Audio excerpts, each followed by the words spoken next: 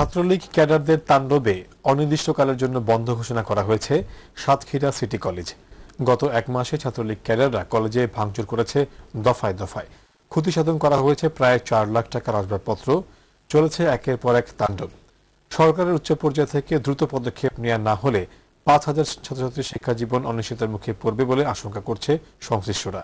সাতক্ষীরা প্রতিনিধি আবু সাইদ বিশ্বাসের পাঠানো তথ্যচিত্র নিয়ে সালাউদ্দিন বাদলের ডেস্ক রিপোর্ট। 1980 সালে 3 একর 21 শতক জমির উপর প্রতিষ্ঠিত সাতক্ষীরা সিটি কলেজ 4 বছর মেয়াদী কৃষি ডিপ্লোমা, বিএম কোর্স সহ 10টি বিষয়ে অনার্স কোর্স চালু রয়েছে এই কলেজটিতে। গত কয়েক বছরে বিভিন্ন পরীক্ষায় পাশের হার শতভাগ। আওয়ামী লীগের মদতপুষ্ট কিছু শিক্ষকের সাথে কলেজ অধ্যক্ষকে অপসারণে মরিয়া হয়ে উঠেছে ছাত্রলীগ কর্মীরা। তারা প্রতিদিনই কোনো না কোনো অজুহাতে ঘটাচ্ছে নানা অঘটন। জীবনের চরম নিরাপত্তাহীনতায় ভুগছে কলেজ অধ্যক্ষ ও উপাধ্যক্ষ।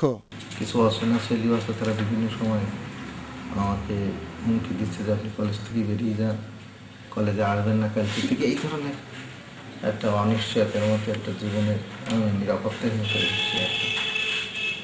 সাধারণ ছাত্রছাত্রীদের অভিযোগ, তাদের জোর করে ছাত্রলীগের মিছিলে যেতে বাধ্য করা হয়, আর কেউ যেতে না চাইলে তাদের উপর নেমে আসে অকথ্য নির্যাতন। আমাদেরকে মারধর করেছে এবং কলেজ থেকে বাইর করে দিয়েছে এবং তাদেরকে তাদের অত্যাচারের বিরুদ্ধে কলেজ ক্যাম্পাস বন্ধ করতে কলেজ প্রশাসন বাধ্য হয়েছে। আমরা সাধারণ ছাত্র, আমরা কোনো ছাত্র দল অথবা শিবির নয়, কিন্তু আমাদের কলেজটা আওয়ামী লীগের ছাত্ররাই অনেক অত্যাচারের পর কর্তৃপক্ষ বন্ধ করতে বাধ্য হয়েছে। তারা অনেক কিছু দাবি করেছে যা আদৌ মেনে নেওয়া সম্ভব না। আমাদের সামনে পরীক্ষা 16 তারিখে, কিন্তু আমরা অনেকেই আমাদের প্রবেশপত্র পাই নাই। এটা শুধুমাত্র বন্ধের কারণ। আমাদের প্রিন্সিপাল, ভাইস প্রিন্সিপাল সেখানে কেউ নাই, আমরা কোনো কিছুই বলতে পারছি না।